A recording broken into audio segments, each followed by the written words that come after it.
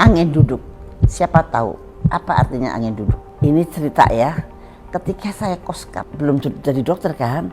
Nah itu kalau jaga malam, datanglah kereta, tek-tok, gotong orang. Orangnya tuh kerokan, aduh ini angin duduk. Dan biasanya orang itu meninggal. Saya sangat tergelitik, kenapa kalau orang datang jam 2 malam, jam 3 malam, dengan sakit di ulu hati. Nah ternyata orang Jawa mengatakan angin duduk, duduknya di ulu hati. Nah kemudian mereka kerokin, punggungnya dikerokin merah-merah dan baru dibawa ke rumah sakit. Kemudian ternyata di rumah sakit setelah di ECG ternyata itu serangan jantung.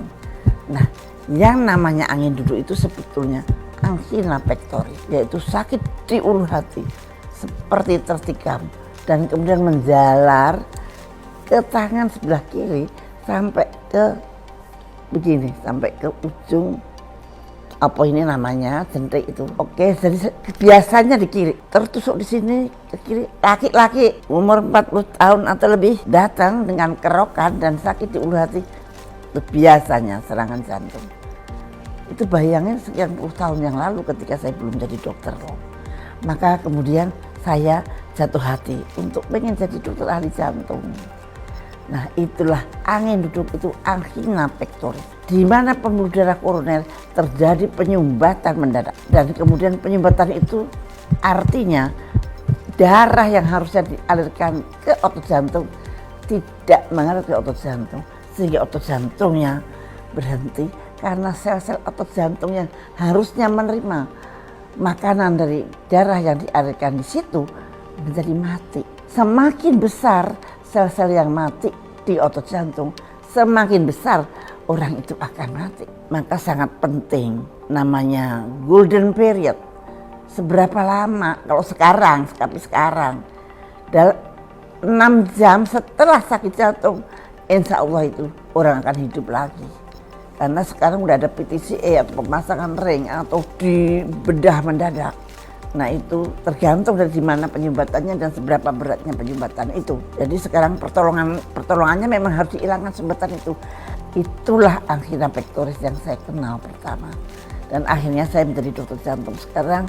Dan serangan jantung masih menjadi momok utama. Maka jangan sepelekan kalau Anda laki-laki berumur 40 tahun atau lebih, Anda mempunyai keturunan, ayah Anda meninggal mendadak, hati-hati. Segeralah ke rumah sakit jantung, ke rumah sakit yang benar-benar udah pasti ngurusin jantung. Jangan ke rumah sakit terdekat. Kadang-kadang rumah sakit yang terdekat dengan Anda belum tentu ada dokter yang betul-betul mengerti tentang penanganan itu.